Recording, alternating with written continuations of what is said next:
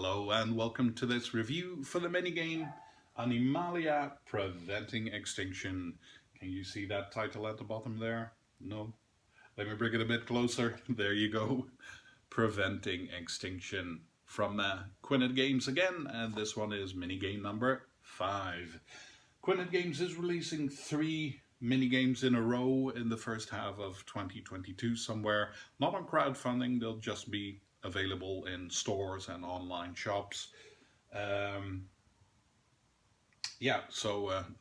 I got a copy of all 3 of them, which is why I'm showing you 3 Quinnet minigames in a row. If you'd like to know anything about how everything looks and how to play it, then I have a separate video for that. So if you haven't watched them already, go take a look, because then we can stick to the review.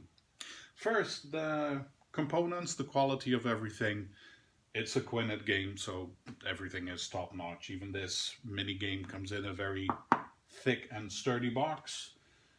It's 100% cards. It's a card game, no linen finish, but the cards were of a good quality. Yeah, nothing to say about that. So let's get to the actual game itself. It's a trick-taking game, which means one player plays a card and then everyone else at the table has to play a card that has something that is the same as that first card. In this case of Animalia, it's the color. One player plays the first card of a particular color and then everyone has to play a card of that same color. And you do that to get objectives. It is a cooperative game, you're working together. The first thing that actually stood out is, of course, the cover. I think the artwork is quite unusual. I like it, but it's different. It's just a big head of a wolf in what do you call it? Watercolor paint. At least that's what it looks like to me. I'm not an expert on that. I draw like a 5-year-old. So this is made by the artist who also did the other mini game that I showed, Legends of Hellas. But that one was done in cooperation with another artist, and this is a solo thing. So it looks nice and unusual. A different look for a change. The game itself, I liked it, but I do have one thing, and that is the rules. The way the rules were written and formulated, for my brain personally, it was difficult. Because, the way things are written out, the way things are explained in that strip of paper that explains how to play the game, for me, I had a hard time clicking with that, and for one particular rule before I made the video, I even had to get one thing perfectly straight, and I contacted the publisher to say, am I playing this correctly? I'll give you an example. Like I said, it's a trick-taking game with missions.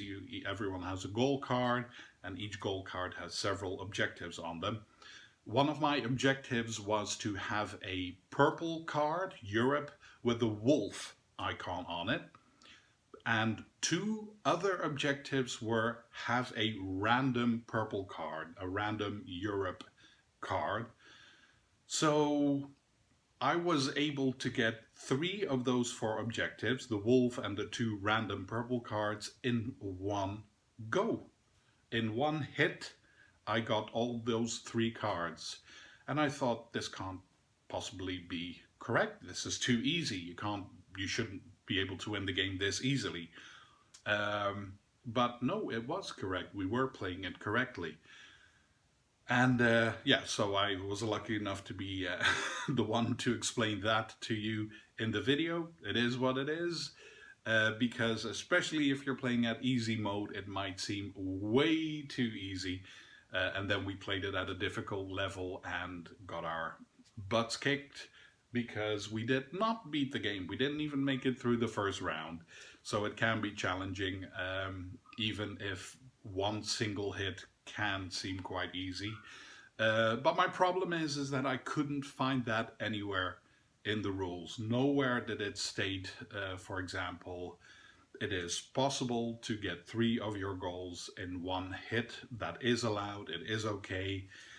Because, yeah, well, if you're supposed to get a purple wolf, then and everyone has to play a purple card, then it makes sense that everyone will play a purple card, and it's easy to get 3 purple cards in one go. So, yeah, I would have preferred a rule book that was a bit shorter in how to explain particular basic rules and a bit longer in elaborating on situations that can occur. But that's me. Maybe you read the rules and think, I don't know what he's on about, because it all works perfectly for me. And like I said, the first time we played it, it was level easy. And yeah, that was so easy to win that I didn't quite understand if this was actually how the game was supposed to go. And then we did try it on a difficult level, and then I finally really grasped what the nice appeal is of this game. Because another thing you can do is you can't show your cards to the other player, but you can say out loud what you have. And even with that, you can't just win the game by saying, well, I've got a purple 7, I've got a green 3. You can say it, but it won't make you win the game. What you have to do is to win at a difficult level is to meticulously plan things out. You have to see what cards are open on the table. You have to know what you have in your hand and what the other player has in their hand, and talk about it, plan it, because it is possible, but you make one mistake and a particular goal will no longer be available to you. You have some special abilities that you can use, but still, it is quite a challenge, and that is what made it. When that sunk in, when I saw, ooh, there's a lot of planning to go in this, I like it. Because the theme is, you're a team of researchers doing research for in land animals that are being threatened with extinction. So yeah, just like that, you be meticulous, put an effort into it. Just like in real life, we all have to work on this, keeping this planet alive together. It ended up clicking with me. I did like it. Thought it was quite a challenge. And if you think, well, then I'm not going to play this with my kids, well, luckily you can, because that is what level easy is for, that you don't have to work it out too much, and you can take it one objective card at a time per round.